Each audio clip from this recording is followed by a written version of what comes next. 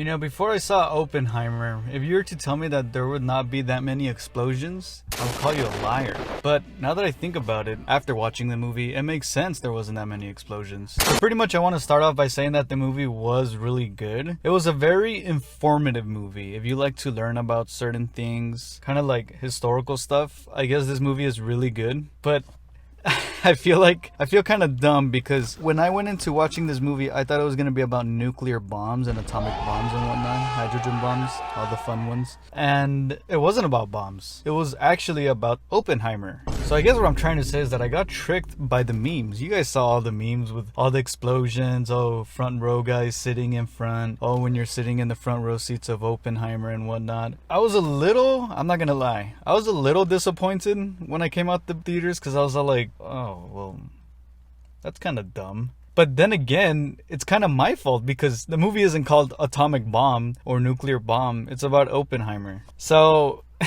in that sense, I guess I was just like, throughout literally half of the movie, I was just like, oh, it's about this guy. So yeah, I got fooled by the memes, and I'm pretty sure a decent amount of people probably got fooled by the memes too. Again, I'm not saying the movie was bad, but this is a movie I would have definitely waited to watch it at home. I don't know, something about 3 hours sitting in a theater is just too much. Unless if I'm really invested in the movie. I know there might be some cringe, but you know, like Avengers Endgame, that movie didn't even feel long. I don't know if it was 3 hours though, but that movie didn't even feel long because I was invested into it. This movie, it was just very historical stuff. I felt like I was watching you know, when you're in school and they show you like a historic movie or whatever, like in history class, it kind of felt like that. Obviously more epic, but yeah, so I just thought the movie was gonna be about bombs and whatnot, and bombs exploding and whatnot, and you know, something like that. And it was also about that, but it was mostly about Oppenheimer, which is, again, I gotta repeat it, it was a good movie. I liked it. I personally would have not gone to the theaters and watched it. And you know, Christopher Nolan has made amazing movies, masterpieces like the Dark Knight trilogy, Inception, my favorite movie of all time, Interstellar. Well, it's either that or Avengers Endgame. One of those two is my favorite of all time. You know, you can't really expect the director to set the bar up so high and continue making amazing masterpieces every single time. But, you know, like Tenet wasn't a very good movie in my opinion. Tenet felt like it was trying to be an Inception, but it felt like it wasn't executed right.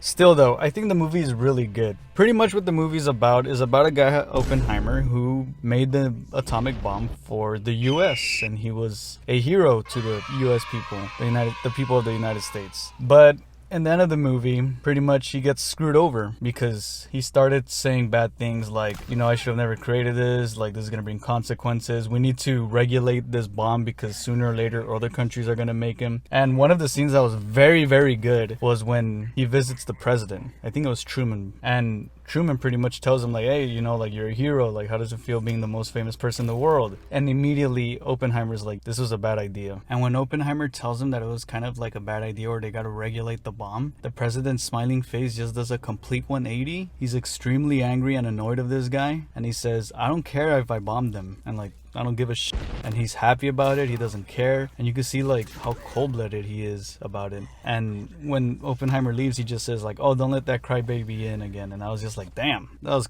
was a crazy scene. I don't know if that's how it happened in real life, but I don't doubt it. I believe that it probably went something like that in real life. So yeah, the movie was very interesting. One thing that was kind of hard about the movie is hard to understand like what they were saying in the movie. Sometimes in movies, and not just this movie, but other movies, sometimes the actors mumble something and you can't really hear it well, and you just missed an important part of the plot. So this movie kind of had that a lot, especially 3 hours long. I was kind of losing focus here and there, but I pretty much understood the movie. Another thing that I started realizing later in the movie is that there'd be moments where like two characters are just talking and like this crazy epic music is going on in the background. I'm pretty sure Christopher Nolan did that so the movie won't be so boring, you know, because I'm pretty sure he knew there was gonna be like a lot of talking, so he just put epic music so people won't get bored and kind of show people that this is a very important part of the movie, or the important parts, I guess. I just thought that was funny. I could just imagine like someone just getting up in the morning, eating cereal, and just watching YouTube, and like you put epic music in the background. I personally would have just watched this movie, like I said, at home.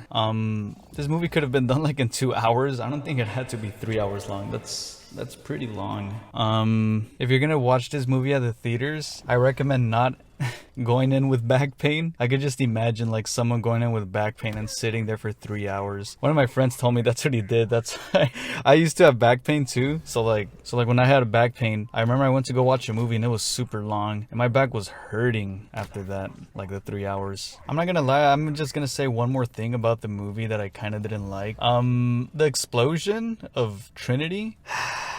It was cool, but it wasn't like, I don't know, I kind of expected more. It was kind of a letdown. I remember Christopher Nolan said like the bomb is gonna feel like it's the closest thing to feeling like a nuclear bomb or something like that. I don't know, I didn't feel it. I just think directors of anything should be very careful when they put people's hopes up, I guess. You know, you gotta be careful with that with video games and movies, because then you get something like Cyberpunk where it was extremely hyped up and then it was like whack. Or like movies, in my personal opinion, this movie was pretty overhyped. Again, I must have fallen for the memes though. So I'm going to give this movie an 8 out of 10, which is still pretty good. I'm still saying the movie is good. It was a very interesting movie. I didn't even know who Oppenheimer was until I watched this movie, and you know, I learned something and it made it pretty entertaining. But I gotta give it an 8 out of 10. Again, I don't like really looking at Rotten Tomatoes, but Rotten Tomatoes, well, when I saw Rotten Tomatoes, the audience gave it a 94 and the people gave it a 94. I personally think that's a little too high, but if that's what people thought about the movie, that's what people thought about the movie. Again, I give it an 8 out of 10. It was a very good movie, and I just felt like it could have been shorter. And when a movie is really long and dragging, I don't know, to me, I just get like really bored of it. But the movie was good. So let me know in the comments what you guys thought of the movie, and let me know if you guys disagree with my opinion. I'm sure I'll get some of that too. And